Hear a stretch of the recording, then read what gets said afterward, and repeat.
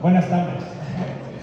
Bienvenidos, bienvenidas. Muchas gracias a todos y todas por venir a esta charla coloquio sobre fantasía, terror, Lovecraft y otros tantos autores y autoras.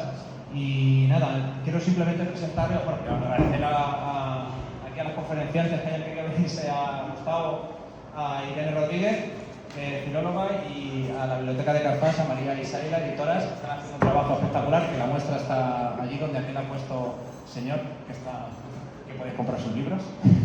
Y nada, agradeceros eso, agradeceros a vosotros que hayáis querido venir desde Madrid a hacer el esfuerzo, y nada, y a vosotros que disfrutéis de la charla.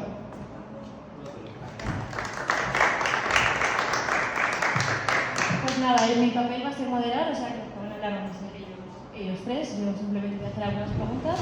Y a mí sí que me gustaría empezar por la figura que es el autor, que creo que es muy importante, y es verdad que siempre se supone que siempre se ha dicho que es muy difícil separar la vida de Lovecraft, sobre todo la formación de su personalidad, de su obra. Porque bueno, pues desde edad muy temprana tuvo que enfrentar circunstancias muy especiales. Su padre fue ingresado en un sanatorio de salud mental cuando tenía 3 años, tenía una relación con su madre muy particular, basada en el miedo, pero también en la sobreprotección. Además, tenía una naturaleza enfermiza, estaba muy aislado. O sea, es verdad que todo esto quizás pues, fue cimentado en ese pesimismo vital que luego va a condicionar pues, muchas de las cosas que son características de su obra, ¿no? Entonces, también es verdad que la literatura para él, aparte de ser un refugio como lo es para muchos lectores, también fue más adelante una herramienta para intentar investigar, para intentar profundizar en todas las angustias existenciales que él tenía también. Y bueno, pues cómo fue construyendo esta idea de temer a algo que ni siquiera podemos tocar, ¿no? Entonces, a mí lo que me gustaría saber es si realmente esta infancia tan particular tuvo tanta relevancia en la construcción de su cosmovisión y de su literatura. Yo ¿quién quiera contestar? ¿Empiezo? ¿Se me oye? Sí. A ver, aunque ahora voy a desarrollarlo, el spoiler viene ya. Sí tuvo influencia, toda, vamos. Yo creo que los mitos de Cthulhu, más allá de ser una actualización o una actualización o modernización del terror que lo llevó de lo gótico al siglo XX, digamos que fue el punto en el que muchos se han apoyado para seguir desarrollando el género. Yo creo que en el fondo, si nos ponemos a analizarlo, y bueno, hay gente que lo ha hecho mucho mejor que yo, cuyos libros he leído artículos. Realmente, los mitos de Cthulhu es una condensación de todos los traumas que Lovecraft tuvo por su infancia, su adolescencia y el resto de su vida. Entonces podemos encontrar muchísimos reflejos metafóricos. Pues, por ejemplo, muchas de sus criaturas o muchos de los villanos de sus relatos, vamos a llamarlos villanos, pertenecen a otras etnias raciales, y eso se debe en parte a la famosa xenofobia del autor, de la que bueno, se menciona siempre, aunque yo creo que sería una cualidad de cualquiera de nuestros bisabuelos, porque eran pues un poco como eran las cosas en ese tiempo. Pero bueno, en el caso de Lovecraft también había cosas relacionadas con la crianza. Él, aunque era estadounidense, su familia, bueno, pues siempre le había inculcado como que ellos eran prácticamente ingleses y que vivían con la plebe. Era una cosa un poco exagerada. Su abuelo tenía mucho dinero y bueno, tuvo una serie de familiares. Creo que él perdió al abuelo y luego tuvo incluso a su madre ingresada en un sanatorio psiquiátrico. Entonces, hubo una serie de cuestiones que se transmitieron como en su arte, como le pasa a cualquier artista y a cualquier persona. En realidad, los traumas de la infancia nos acompañan siempre y nos definen. Pues en su caso es muy palpable. Lo que os comento de la xenofobia, en la huida de Snow, la sombra sobre Snow, os he dicho el nombre de una aventura de horror que se me han cruzado los cables. Hay todo un conjunto de personas en un pueblo concreto de la costa de Massachusetts que se está relacionando con criaturas sobrenaturales. Y esas criaturas sobrenaturales están como degenerando la especie especie. Es una metáfora de lo que él sentía, el rechazo que sentía hacia quien era diferente. Entonces, bueno, pues eso es uno de los reflejos, pero es que va más allá. Él era un hipocondríaco, tuvo bastantes problemas para ir a clase, muchas veces, muchos años estuvo estudiando de manera casi autodidacta, gracias a la biblioteca de su abuelo, y bueno, en ese sentido es una persona que se cultivó a sí misma, pero luego tenía un montón de complejos. Sus criaturas, ¿por qué tienen estas formas? Bueno, él pues, no le gustaba el pescado, no le gustaba el marisco, de hecho le parecían repugnantes. Entonces eso lo refleja en las descripciones de sus propias criaturas.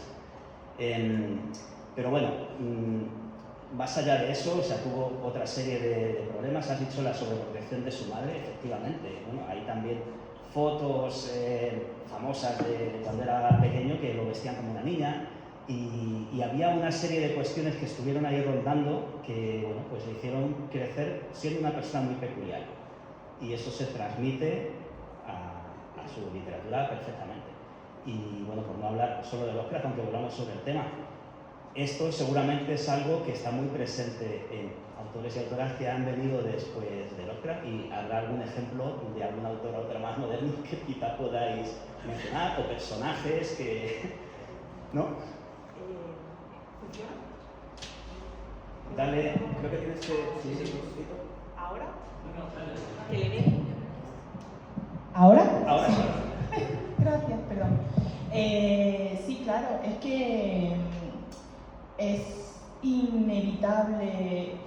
¿Qué persona puede crear algo sin mirarse a sí misma, o sin mirar sus traumas, o sin mirar las cosas que le han afectado? O sea, al final nuestros miedos y nuestro entorno, nuestra educación, todo nos condiciona, ¿no? Nosotros sabemos por las ocasiones que hemos tenido de hablar con nuestros propios autores, bueno, y que ellos también en su agradecimiento y en sus prólogos y en sus cosas lo hablan, en concreto, por ejemplo, Stephen Graham Jones, pues él dice que toda su literatura es una forma de afrontar sus propios miedos, y un libro suyo que tiene El único indio bueno, él cuenta una historia de que su abuelo era cazador, él es nativo americano, o bueno, es indio de la tribu de los pies negros. Su abuelo era cazador y él dormía en una habitación en la que tenía una cabeza de ciervo allí, y tenía que dormir allí, y él estaba pues literalmente acojonado de que eso se le fuera a venir encima, y bueno, pues es la forma un poco como de exorcizar los demonios, ¿no? Una autora que también hemos publicado, Edith Nedby, tenía una relación marital horrible, y ella pues lo que hacía era escribir, esto en el siglo XIX, escribir historias de fantasmas en las que los enamorados nunca terminan bien. Así que yo también, un poco preparando esto y leyendo sobre Lovecraft y tal, porque bueno, nosotros publicamos terror, pero es verdad que no hemos publicado a Lovecraft porque ya hay muchas otras editoriales que se han encargado de publicar sus cartas, de publicar mil y una de sus traducciones y tal. Entonces, bueno, nosotros queremos, aunque publicamos horror cósmico, intentamos darle también como o que las obras que publicamos se aproximen al horror cósmico desde otras perspectivas, ¿no? Pues, por ejemplo, Bohemia del Valle de Sescua es puramente lovecraftiano, pero bueno, también totalmente contemporáneo, y su autor, Willem Pugmire, pues él admiraba profundamente a Lovecraft, pero pues no sabría decir cómo Lovecraft habría...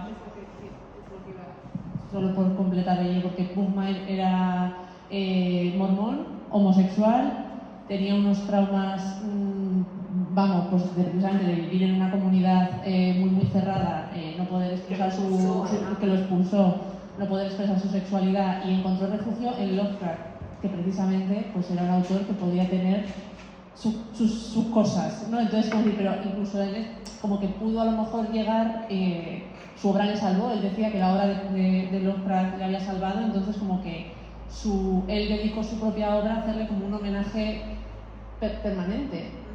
Es a mí una cosa que me parece muy positiva de Pugmire es que no se dedicó a hacer una copia, o sea, utiliza muchos copias en el sentido de personajes, los grandes dioses primigenios y demás, y Subnigurat anda por ahí y no lo sé pronunciar bien, otros muchos, pero su estilo es completamente diferente, pero él utiliza su propio estilo para hacerle un homenaje a Lovecraft, y era una persona que tenía sus problemas, la verdad.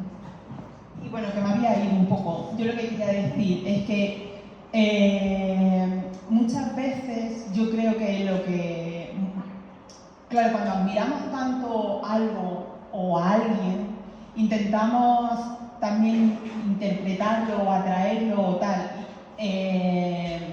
y acondicionarlo un poco como a nuestro esquema o a lo que es correcto o lo que se entiende por correcto, y cuando encontramos cosas que nos descabalan de ahí, pues se nos crea este dilema de separar la obra del autor, o no poder, o no sí, o no tal.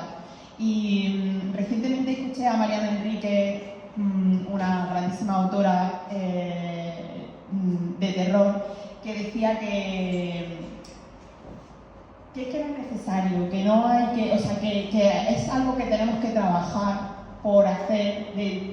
Una cosa es el arte que crean los artistas, la literatura que crean, y otras cosas son las personas.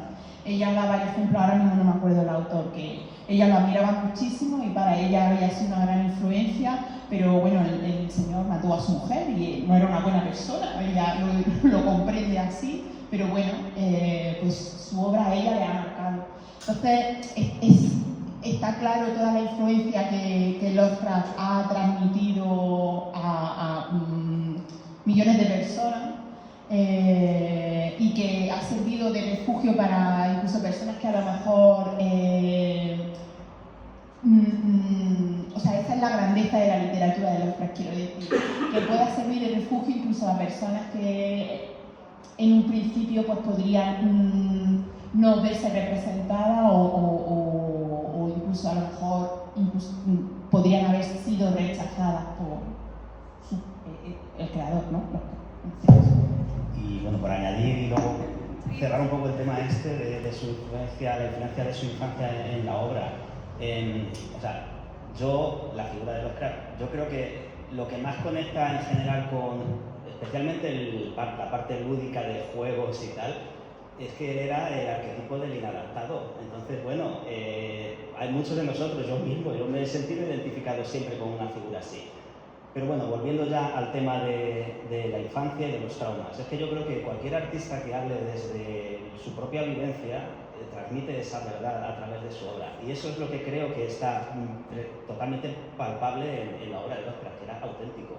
No solo es que inventase una vuelta de tuerca del terror con el horror cósmico y el horror sobrenatural a lo desconocido, es que el tío además hablaba como una verdad absoluta, porque eran sus propias vivencias lo que estaba expresando, y eso se transmite en su obra.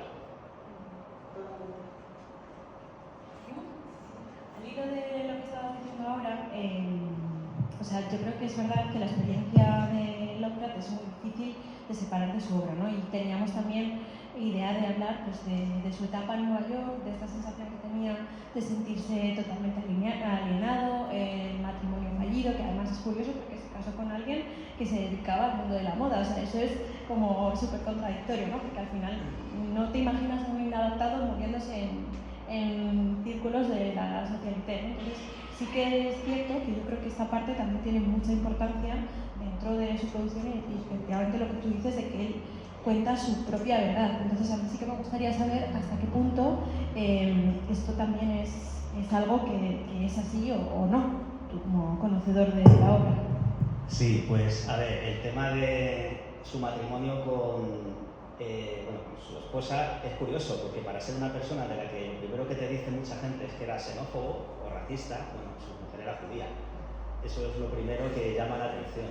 Y bueno, es cierto que el episodio, el tiempo que pasó en Nueva York fue un trance, un matrimonio que bueno, casó, pero luego el caso es que aunque él se estigmatizaba mucho a los extranjeros, los inmigrantes que había en Nueva York, le asustaban, ha escrito varios relatos que giraban en torno a eso específicamente, luego más adelante él, bueno, el género que más, en el que más se prodigó aún no era la literatura de terror, era el género epistolar prácticamente, porque escribió no sé si 40.000 cartas con su círculo. En una de los últimos años de su vida, él se arrepentía, decía abiertamente que se arrepentía de cómo los prejuicios que había tenido con la gente a la que no conocía.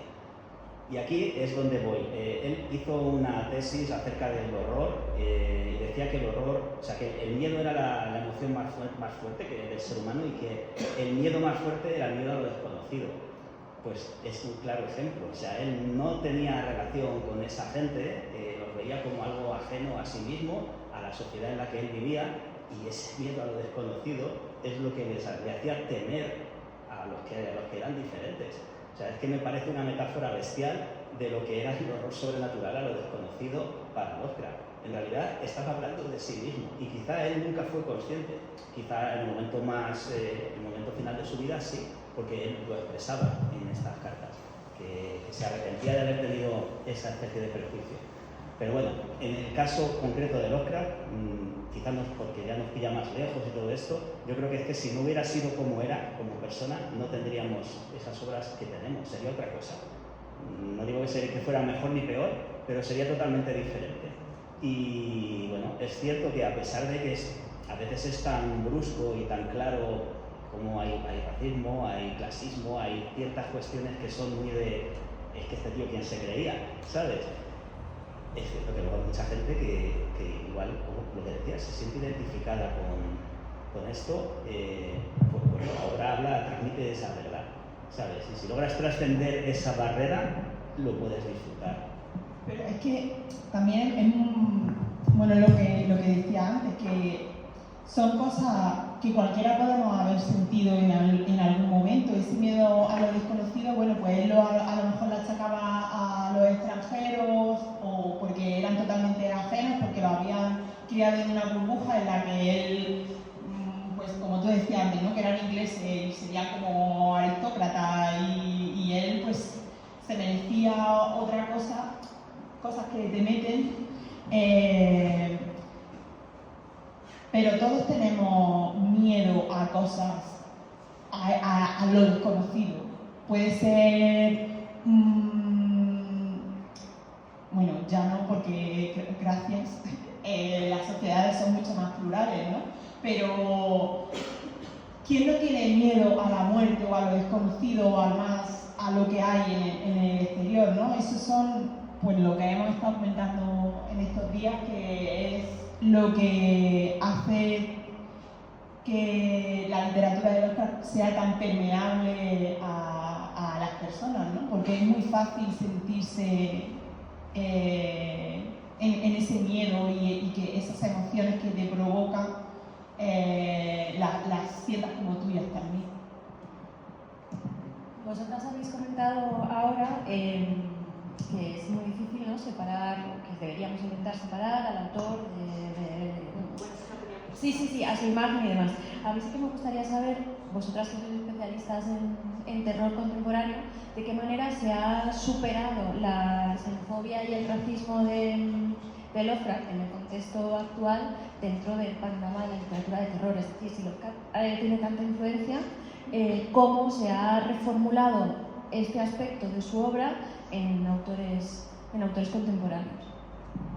Yo lo que creo es que, como decía Saila, como es algo, o sea, Lovecraft habla de algo tan universal, eso es lo que ha llegado. O sea, que, por ejemplo, en el terror cósmico contemporáneo, los autores que lo tratan es que lo pueden tratar desde formas, o sea, muy, muy distintas, y que precisamente eso, a lo mejor el tema, o sea, van a obviarlo o van a decir, es que esto no es con lo que me he quedado yo de la obra de Lovecraft. O sea, es como, yo entiendo que esto es pues como decía Gus, lo que le ha hecho a lo mejor ser así y lo que le ha hecho escribirlo de esta manera era este terror que él tenía, pues eso, pues a los extranjeros o a, pues lo que viene a ser, pues sí, pues un hombre de su tiempo clasista encima, ¿sabes? ¿No? Que te lleva ya un poco como a más, pero Por ejemplo, nosotros tenemos, perdón, o sea, esto es como barrer un poco para casa, pero al final es lo que conocemos, nuestro catálogo está muy bonito.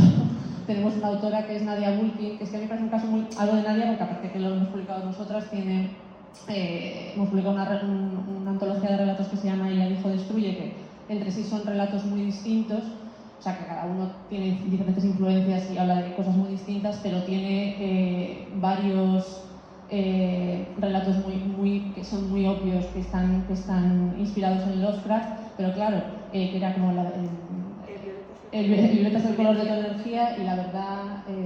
La verdad es perdón, el orden y el orden. Eso, la verdad es el orden y el orden es la verdad.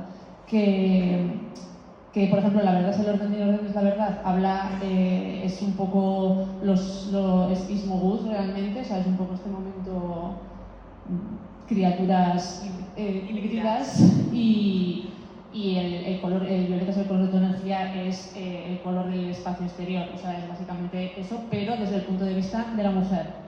¿No? Este momento de la loca en el desván, literalmente, que es en el color del espacio exterior que encierra a la mujer en el desván, y esto es contado desde el punto de vista de ella. Es lo que le pasa en la granja, están los hijos, está el marido, es un poco además el pozo, o sea, es como muy tal, pero está contado desde el punto de vista de la mujer, y al igual que en el otro relato, que la protagonista también es una diosa que está como batallando con su identidad de ser también, ¿no? Pues parte de esta esas criaturas extrañas. Entonces, a mí eso lo que me parece es como, pues es una autora que ha podido, a lo mejor sabiendo que Lovecraft era pues lo que viene a ser muy feminista, no era, pero es capaz, o sea, eso es una cosa que ha sido capaz de traspasar el tiempo, de decir, y esto es una historia que me interesa contarlo, pues Nadia leyó El color del espacio exterior y dijo, ¿y qué pasa con esta señora que le encerraron aquí en el desván y allá que la den? ¿Sabes? Pues dijo, pues yo quiero contar la historia de esta mujer, y sigue siendo una obra de terror a lo desconocido, a qué me está pasando en la granja, qué le está pasando a mis hijos, qué le está pasando a mi marido. Entonces yo creo que los autores contemporáneos, o John Langan, es que hay un montón, y John Langan también, que es un autor contemporáneo que escribe, bueno, hay una novela que es El pescador y luego tiene muchos relatos, y él es terror cósmico, pero él utiliza mucho el terror cósmico para hablar de cosas muy autobiográficas, y es terror, o sea, sí, o sea, es como que él ha sabido coger lo que le interesa de ahí para poder narrar su propia experiencia. No sé si...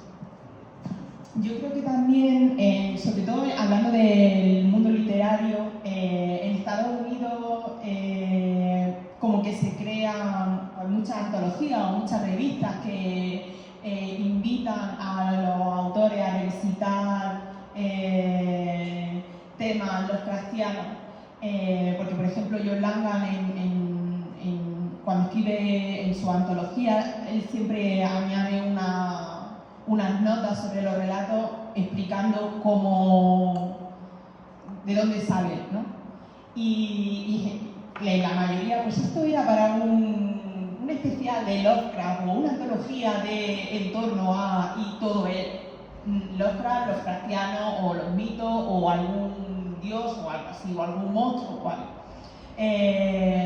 Como que se les permite mucho revisitar eso y jugar a eso y trascender a lo mejor las partes a lo mejor un poco más controvertidas en la propia literatura de Lovecraft. Y Pugmel, como decía María antes, pues es que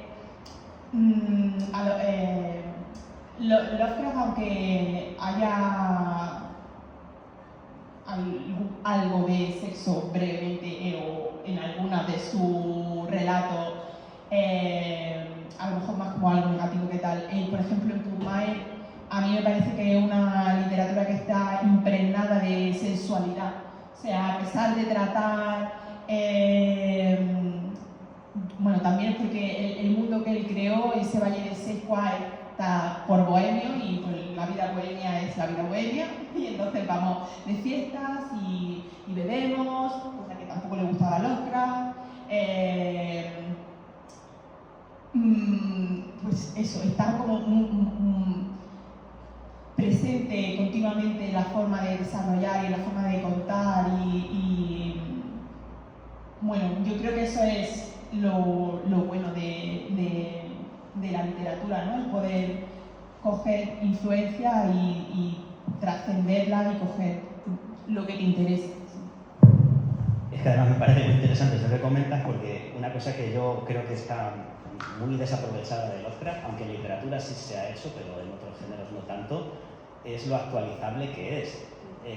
Es que, bueno, ya cuando August Derleth cogió y se apropió, digamos, de los derechos de sus relatos, que estuvo mal, pero gracias a August Derleth nos llegó Lovecraft. Luego hubo generaciones posteriores que no crecieron carteándose con Lovecraft, pero sí se vieron influidas por él en los años 60, 70, y hay un círculo entero de gente que no fueron contemporáneos de Lovecraft que hicieron que los mitos, hicieron evolucionar los mitos desde muchas visiones, desde el género más pulp hasta el terror psicológico, o esto que estás diciendo me parece súper interesante de, ahora claro, ¿cuál es la perspectiva del color que viene del cielo de esta mujer que palmó aquí en el desván de la granja? Pues joder, tiene que ser un relato súper opresivo y claustrofóbico.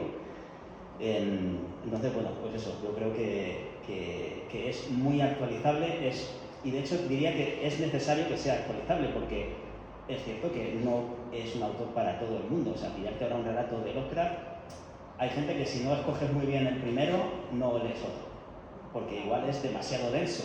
En cambio, si le das un giro, o sea, yo pongo como ejemplo la última versión de película que se ha hecho de El color que vino del espacio, la de Nicolas Cage. Me parece un acierto, porque es como decir, bueno, vamos a filtrar Lovecraft por John Carpenter para que esto sea digerible. Y efectivamente, a mí me parece una película bestial, y como adaptación me parece muy inteligente porque han hecho que sea digerible. Ahora vamos a hacer un pequeño recorrido, también habéis apuntado cosas sobre esto y demás. Es muy curioso cómo Lovecraft, estamos hablando de su influencia, de cómo ha ido marcando el panorama y demás, se negó o tenía muchas reticencias a publicar en vida.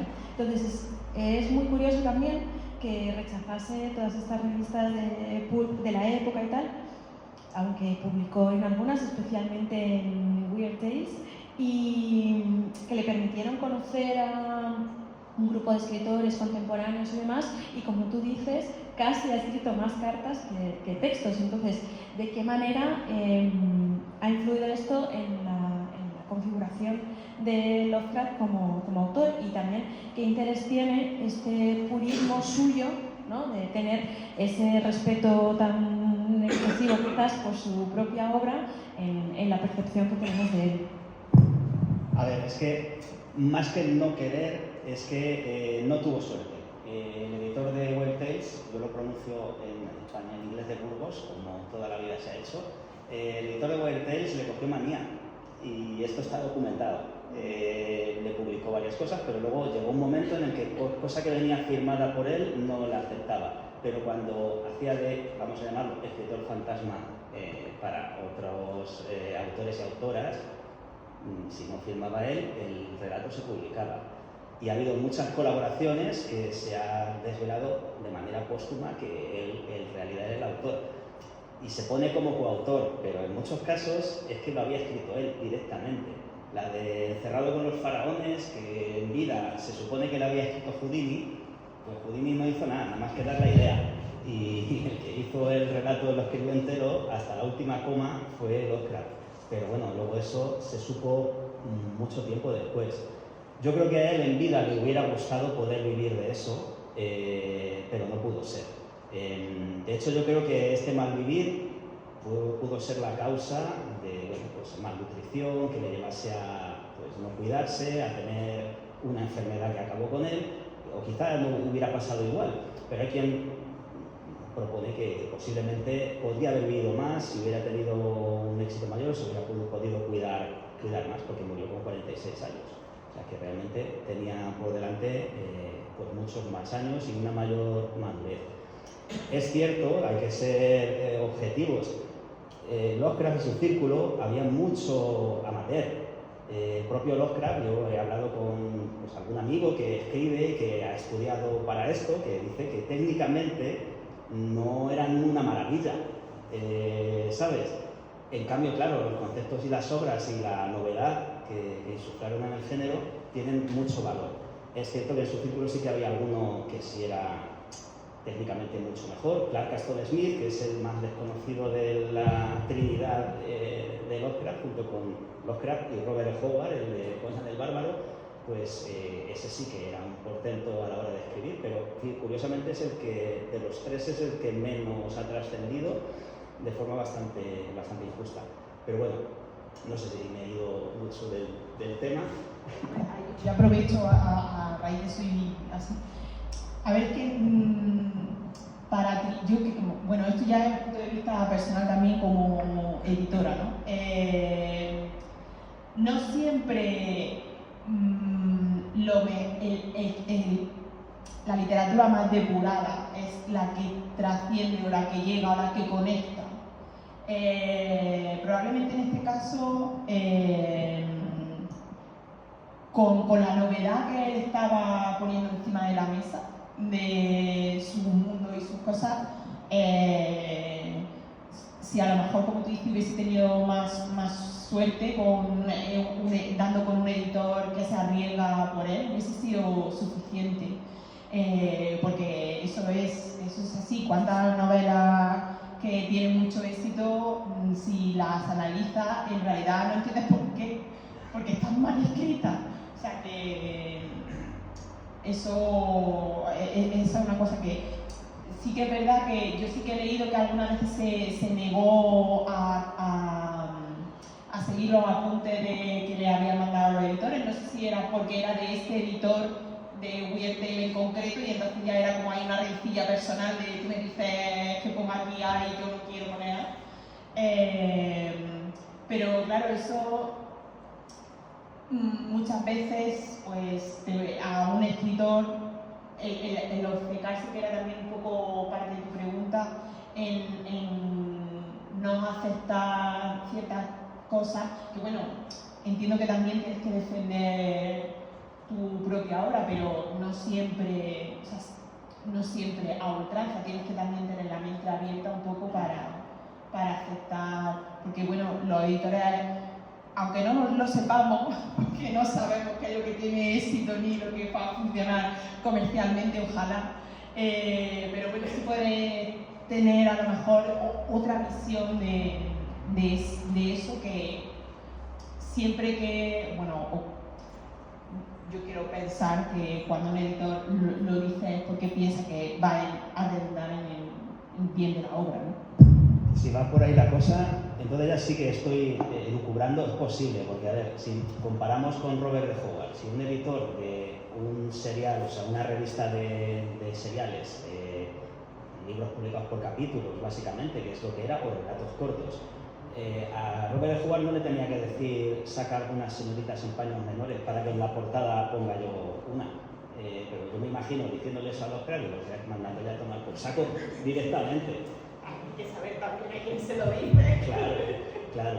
No, pero bueno, yo creo que parecía como muy cargante y denso comparado con otros, claro, que eran más ligeros, ¿sabes? Y también he de decir que yo he leído literatura que pudo ser influencia de Lovecraft o de algunos de sus conceptos que luego él desarrolló, de la literatura de terror pulp de la época, y vamos, Lovecraft se sonrojaría, volviendo al tema de antes, con la xenofobia que yo he visto en otros autores mucho mayor. Vamos, en el propio Robert Howard es bastante más bestia, pero luego ha habido otros en los que yo decía, es que no me puedo creer lo que estoy leyendo, que yo en Lovecraft nunca había leído algo tan exagerado, ¿sabes? Y luego, curiosamente, eso, que quizá por Lovecraft, porque es el más famoso, es el al que se tiene pues no, yo creo que en esa época te pones a evaluar todos los... El propio Mark Twain, joder, Tom Sawyer, malo es el indio, ¿sabes? Vamos a ponernos a evaluar un poco eso, ¿no?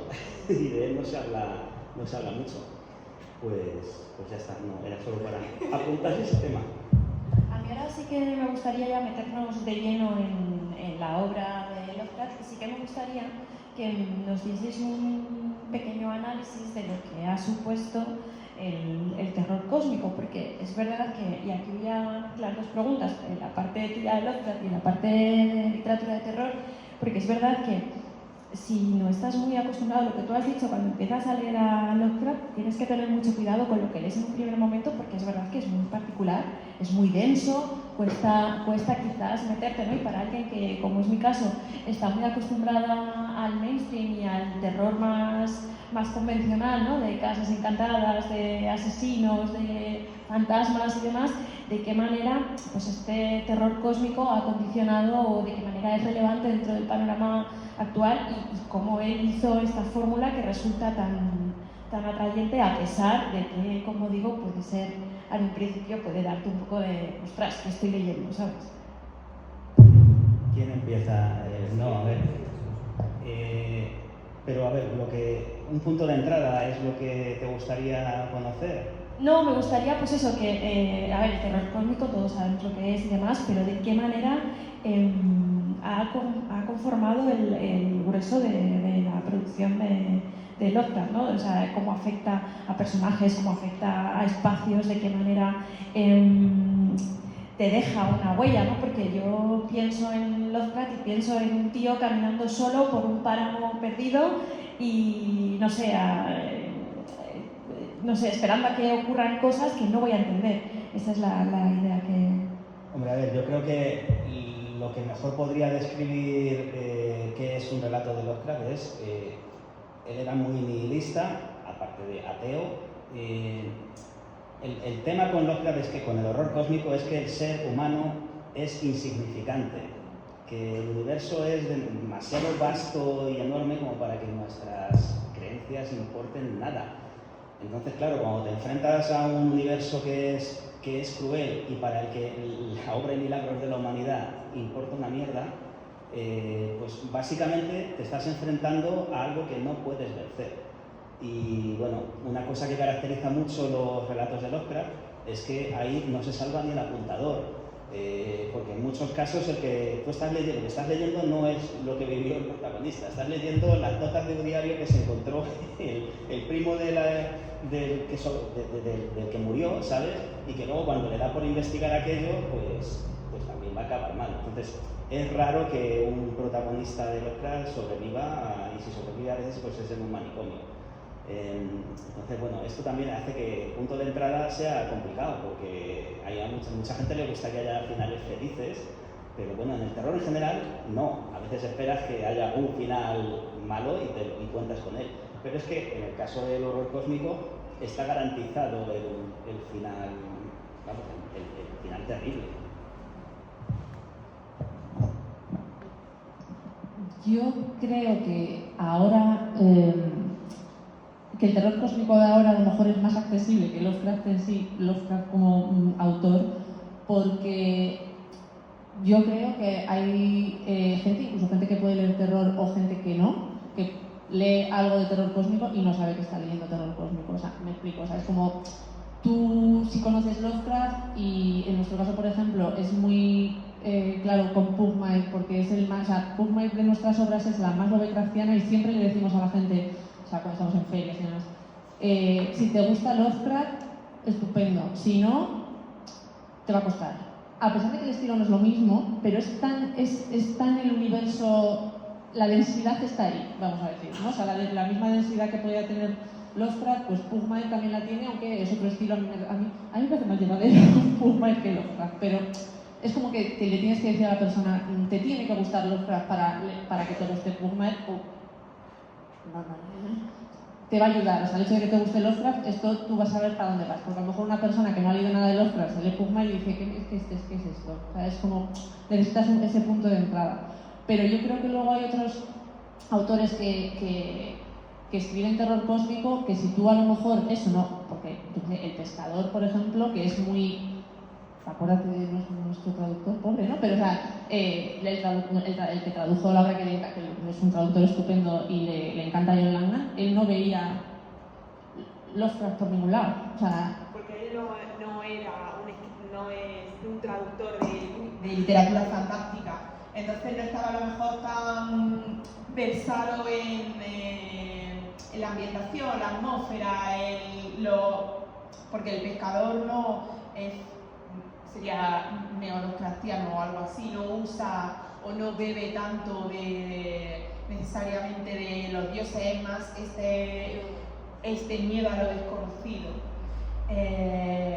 Aunque bueno, si conoce a Lovecraft ves muchas más referencias, ¿no? Pero eso es lo que tiene.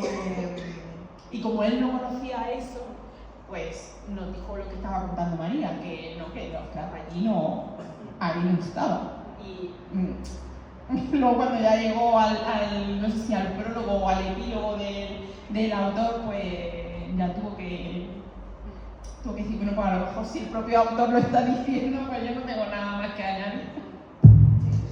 Sí, eso. O sea, y que a lo mejor ahora, que a mí creo que a veces las personas tendemos tanto, o sea, a etiquetar los géneros, que nosotros lo hacemos porque no nos queda otra y porque a mí me parece importante etiquetar y decir esto es terror, esto es este tipo de terror, esto es este tipo de terror, pero los lectores no siempre tienen por qué hacerlo, y tú no, a lo mejor te quieres salir una novela y tú no tienes ni idea, ni siquiera tienes un concepto de lo que es el terror cósmico, ¿sabes? O sea, tú estás leyendo una novela en la que te están hablando de un viudo que va a pescar y le cuentan una historia, eso también es muy, o sea, una historia dentro de una historia en la que hay una figura, hay un monstruo, hay una ciudad, hay otro universo desconocido y es el terror que eso puede suponer, pero no tienes por qué, ¿sabes?, necesariamente reconocerlo con eso, porque hay mucha gente actualmente que yo creo que piensas en Lovecraft y piensas en tentáculos, y allá donde hay un tentáculo, pues hay un terror cósmico, y a lo mejor si no tienes un tentáculo, o sea, yo me es culpable, yo también veo un tentáculo y digo, a lo mejor, ¿sabes?, tiene algo que, porque es como muy característico,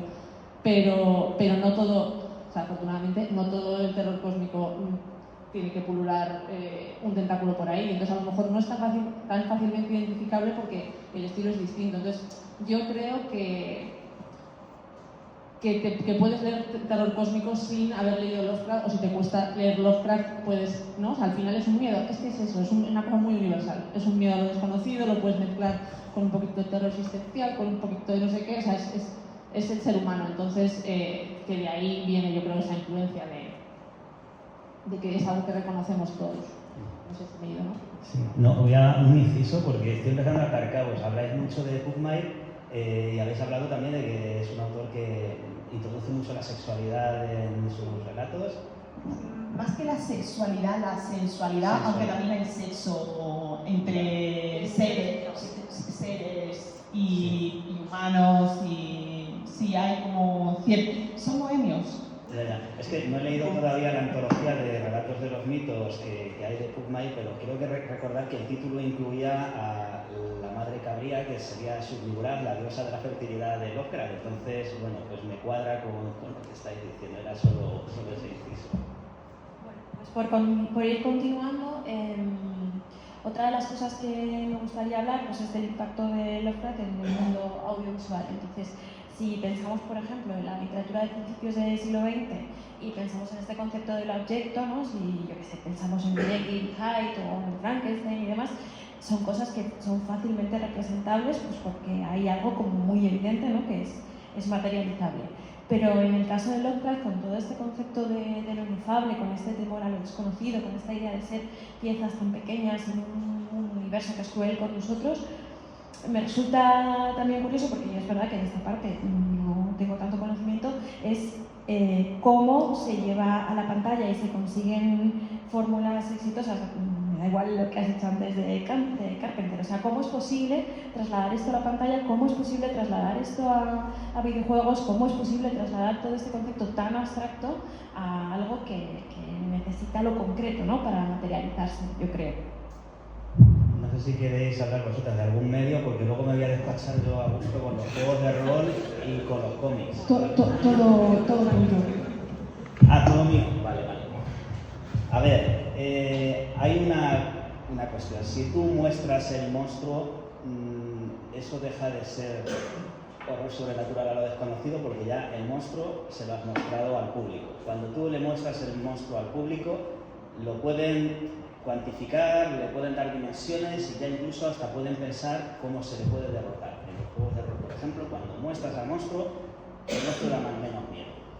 Y pueden decirme lo que quieran, no, claro, pero luego es que hay que derrotarlo y tal. No. En los juegos, cuando muestras y esto lo he comprobado cuando he dirigido partidas puristas, digamos, en las partidas puristas es la más lovecraftiana, que no tiene nada de palo, no tiene nada aventurero.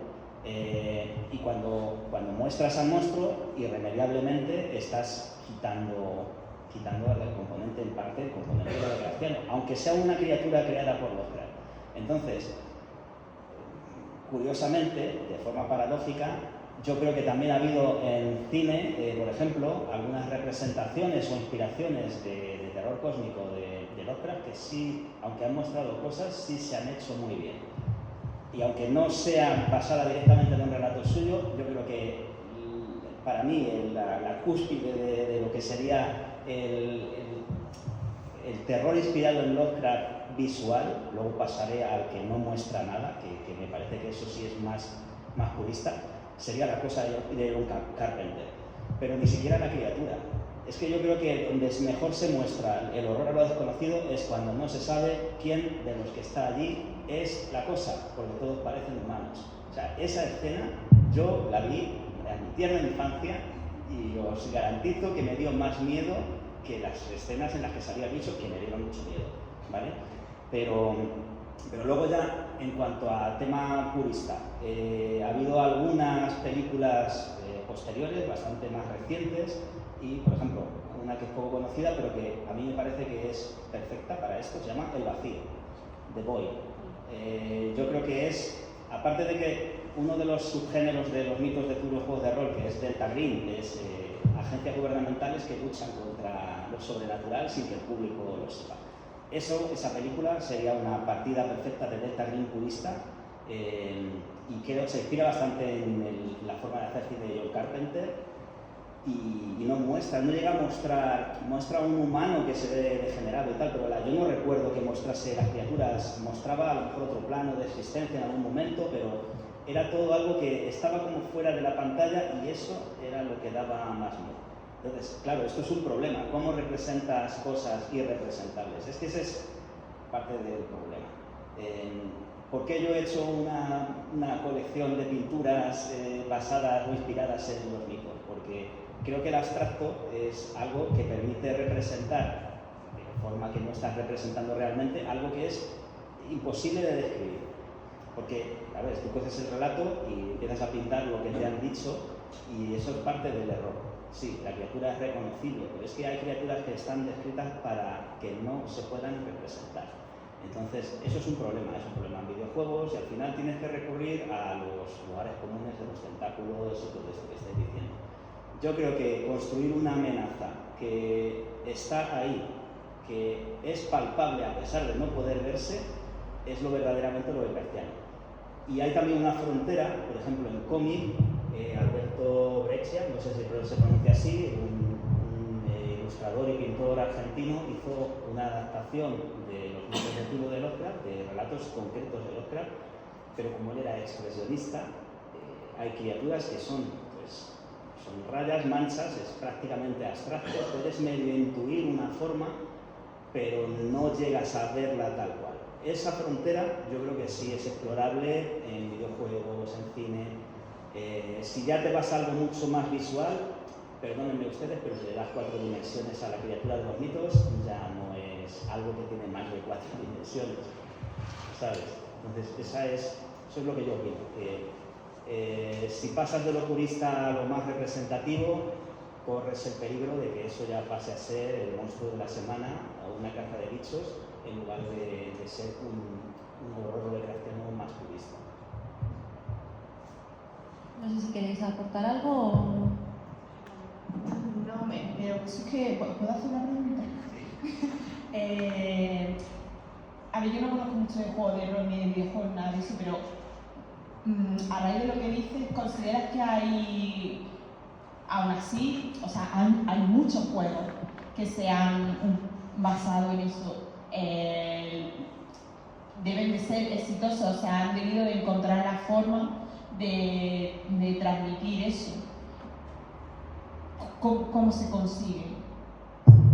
¿O es simplemente por esa capacidad de imaginar o de... sí. Mira, con el tema de juegos de rol, juego de rol decano del terror es La llamada de Cthulhu, ¿vale? Que está inspirada en Lovecraft. Resulta que llevamos toda la vida jugando a eso, transcurre, hay muchas épocas ahora, pero originalmente jugabas en los años 20, que era la época en la que vivió Lovecraft. Entonces, bueno, para mí lo Lovecraftiano era eso. Pero claro, había muchas cosas que eran más rol Indiana Jones, recorrer el mundo, visitar tumbas, todo esto. Luego llega un momento en que la editorial dice, ahora vamos a sacar la versión pulp del juego. Yo leo la versión pulp y digo, bueno, aquí lo único es que los personajes sobreviven más fácilmente, pero esto es lo mismo que hemos jugado siempre. Y ya hubo otras editoriales que sacaron juegos de rol lovecraftianos más puristas. Y entonces es cuando dije, coño, es que lo que está jugando toda la vida es pulp. Que está muy divertido y que es ilícito y genial. Pero si tú quieres jugar algo verdaderamente lovecraftiano, tiene que ser algo en lo que la esperanza sea tan mísera y miserable como es en Lovecraft. Y no solo eso. Antes he mencionado Delta Green, el juego este de agencias gubernamentales. Yo creo que ellos sí han dado en el clavo. Lovecraft, por ejemplo, tenía un pánico tremendo al cambio. Como persona de valores muy tradicionales, cualquier cosa que fuera un cambio, no solo que viniesen inmigrantes y trajesen su cultura y tal, sino propia tecnología. Lovecraft tiene relatos que están inspirados en su miedo a una tecnología nueva que ha salido. Aire frío es un relato en el que, bueno, en esos años empezaban ya los aires acondicionados y dices, madre mía, pues sí que te daba miedo, hombre, las lavadoras y estas cosas nuevas, pero es genial, porque ahí se ve que realmente lo lovecraftiano no es que te hagan un relato que transcurra en los años 20 con gángsters que llevan en una funda de violín una metralleta Thompson. Eso no es lo lovecraftiano. Lo lovecraftiano, en Delta Green, pues te sacan una aventura en la que en el acelerador de partículas que hay aquí en Europa descubren una cosa y lo que hacen es este miedo a lo desconocido, los avances tecnológicos, también pueden abrir las puertas a un horror que sea insondable, que esté más allá de lo que nosotros conocemos y en el Delta Green sí que lo han hecho en ese plan. Es decir, los cambios sociales, los cambios tecnológicos, todo eso lo convierten en algo que te muestra el horror cósmico. Y eso me parece mucho más lovecraftiano que cualquier intento de hacer un relato en los años 20, que eso era el tiempo de Lovecraft. Para él, claro, eso era su purismo, pero el purismo ahora mismo tendría que ser hablar de las políticas de ahora, de los movimientos sociales de ahora, de la tecnología de ahora. Cualquier cosa que introduzca un cambio nuevo es una puerta al horror cósmico. La inteligencia artificial. La inteligencia artificial, sí, por supuesto. Entonces, todos sabrán, los que me escuchéis y estéis iniciados, que la IA es uno de los avatares de Nyarlathotep, que viene a traernos la locura y a acabar con todos nosotros. Pues sí. Bueno, también tiene sus cosas buenas. Como Nyarlathotep. A ver si eso, desde luego, como herramienta, ahí vamos a entrar, pero es verdad que se abren misterios insondables ahora mismo con lo de la inteligencia artificial. No, y bueno, que conste que yo soy sectario. O sea, a mí me ponen delante del Necronomicon y dicen, no digas Clatu Verata Nicte, y yo lo diré. Yo lo diré y seré el primero que lo pronuncie. Porque no podrás evitarlo. No es que no lo quiera evitar, es que quiero. No, que no podrás. Porque es como los protagonistas de Lovecraft, que no podía, o sea, yo sabía que no, pero no podía evitar la curiosidad. Y ahí iba. Sí, no, es inevitable. Oye, hablando, bueno, Resident Evil es otro rollo, ¿sabes? Aunque yo creo que sí se puede remontar a su inspiración en Lovecraft hasta cierto punto, ¿no? Dice, todos los científicos de los videojuegos de Resident Evil son iguales. O sea, todos los diarios de científicos. Hemos mezclado una mantis religiosa con un perro y está creciendo y bueno, el científico tal está todo el día pinchándole con un palo y poniéndolo tal, espero que no se escape. Y la siguiente página es, se ha escapado, ¿vale? Es inevitable. Pues yo hasta aquí es lo que más o menos tenía intención de comentar, así que no sé si os ha quedado algo en el tintero, queréis decir alguna cosa que no haya tenido en cuenta, lo que veáis. Bueno, no sé, es que no sé ni la hora que es, no sé Yo tampoco. Si os estáis aburriendo, si os está gustando, igual hasta tenéis alguna pregunta para ella sobre, pues, o para mí, ¿no? Pero, Para cualquiera de ellos tres. ¿alguien tiene una pregunta? Bueno, habéis hablado mucho sobre racismo de Lovecraft, incluso, pero se habla poco sobre su gran sentido del humor que a muchos de los que se escribía relatan. O sea, es un gran desconocido también. O sea, no sé si puede comentar algo sobre eso. Hombre, ¿sabes lo que pasa? Es que ahora mismo estoy pensando, pero creo que hay una sola obra de Lovecraft que yo recuerde en la que hubiera humor, ¿sabes? Entonces quizás por eso sea una cualidad que no conozcamos suya, ¿no? Pero es cierto que el personaje que nosotros conocemos y que nos han vendido en cierto modo es muy distinto si te lees los libros de las cartas. O sea, los libros de cartas, conoces, es una persona muy diferente. Ah, es que era reclusivo y tal, y luego te pones a ver los viajes que se pegaba el tío para ir a visitar a Robert Howard y dices, coño, si es que se ha recorrido en autobús los Estados Unidos 20 veces. Pues que realmente era mucho más de lo que nos han vendido de él. Y sí, yo sé que en las cartas y tal era ingenioso, lo que pasa es que, bueno, en sus relatos, pues igual es que no tenía ningún comediante entre sus víctimas, entre sus personajes. Bueno, hubiera sido interesante ver si hubiera vivido más este hombre, igual luego hubiera derivado a otros géneros, o hubiera acabado introduciendo el humor.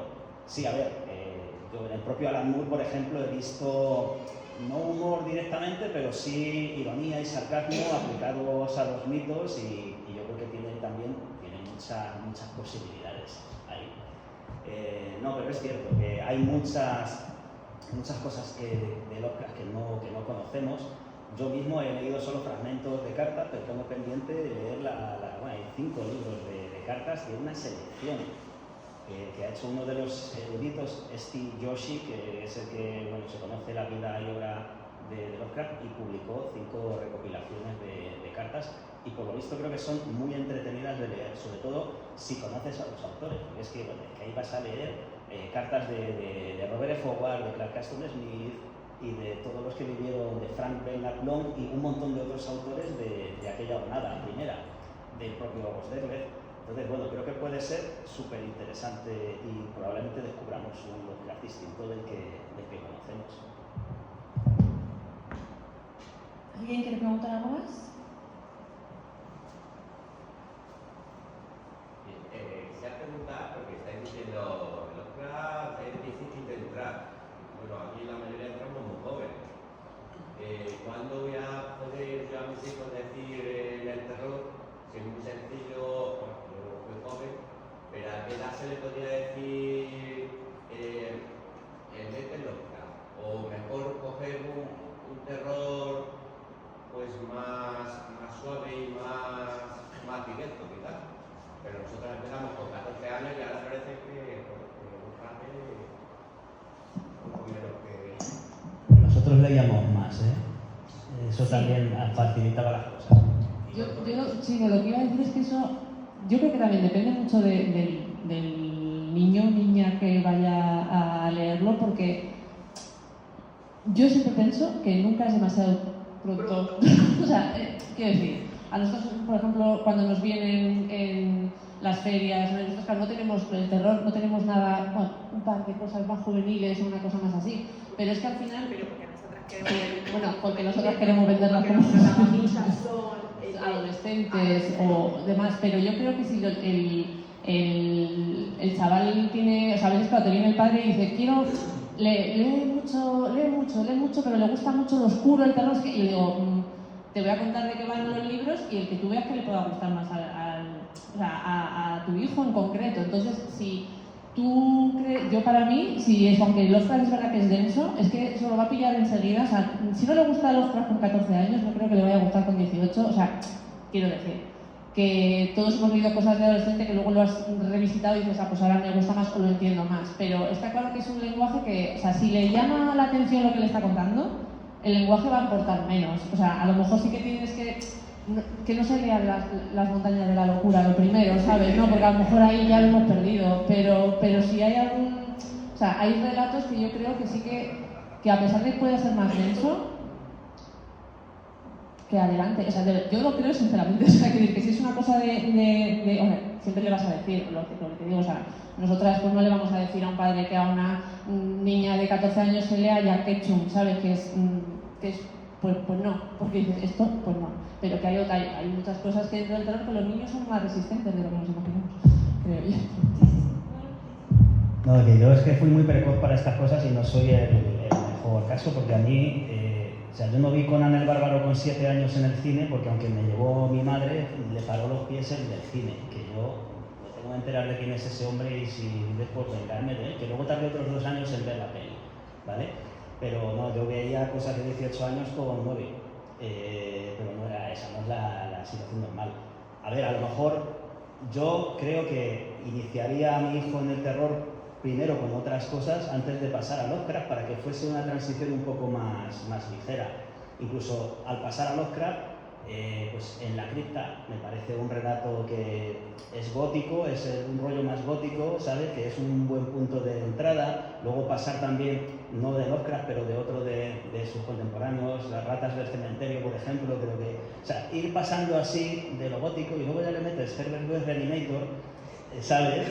Y después de eso ya sí que puedes empezar con alguno relacionado con el horror cósmico más directamente. Pero yo iría primero transicionando, pasar por lo gótico, ¿sabes? Las criaturas también, ese tipo de cosas, y luego ya pasar al horror que no se puede definir.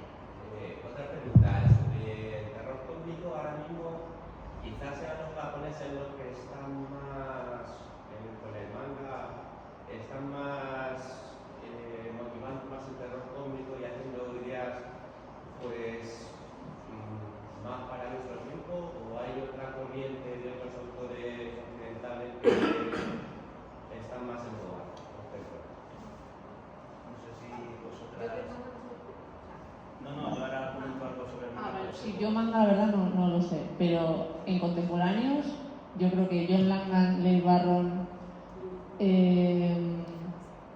Philip Fracassi, o sea, yo creo que hay gente que está haciendo cosas de terror cósmico que la verdad que molan un montón, pero el manga no sé. ¿Tú querías decir algo antes? No, yo te iba a contestar a la pregunta que has hecho antes. O sea, también depende, o sea, los chicos de ahora están acostumbrados a un lenguaje narrativo muchísimo más sencillo, con tramas mucho más evidentes, mucho más rápidas, con ciertos componentes que son muy fáciles a la hora de hacer fórmulas mainstream. Entonces, depende también de lo que les guste leer. O sea, a mí también me pasa que yo llevo leyendo desde que soy muy pequeña y leo lo que me da la gana. He leído siempre cuando estaba en mis manos, pero a lo mejor ahora quizás sí que se aleja un poco más Lovecraft de lo que les suele enganchar y les suele gustar. Pero insisto, también depende mucho de la persona, del niño, del chico y de lo que sea. Pasa que, bueno, pues las influencias que hay ahora son completamente distintas, yo creo, por lo menos para el público juvenil, que al final pues consume cosas muy rápido, y si consume fantasía y terror es como mucho más tradicional, mucho más evidente, a lo mejor dentro de la fantasía, no tanto de fantasía clásica, pero sí hay componentes que son pues muy mitos, muy construidos, muy asentados dentro de la literatura de siempre, vaya. Entonces, pues, no lo sé. Sí, bueno, y enlazando las dos cosas, tengo pendiente las adaptaciones a manga de los mitos, pero me han dicho que están muy bien, pero sí que podría ser un buen punto de entrada para chavales, y a lo mejor me dicen, pero es que es mejor el relato. Bueno, depende.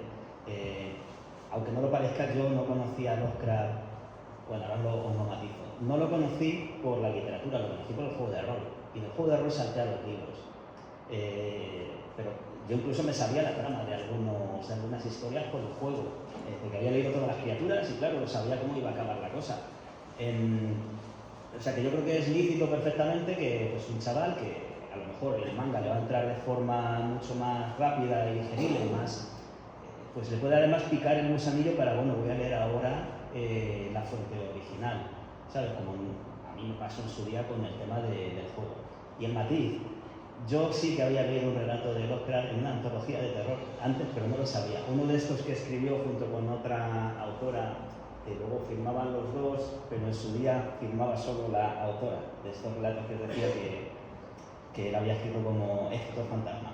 Pues lo había leído y luego até cabos cuando dije, pero si este era un relato que hablaba de Jig, el dios reptil. Bueno, pues eso. Pero realmente fue el juego lo que me atrajo hacia la literatura y no al revés. ¿Tenéis alguna pregunta más?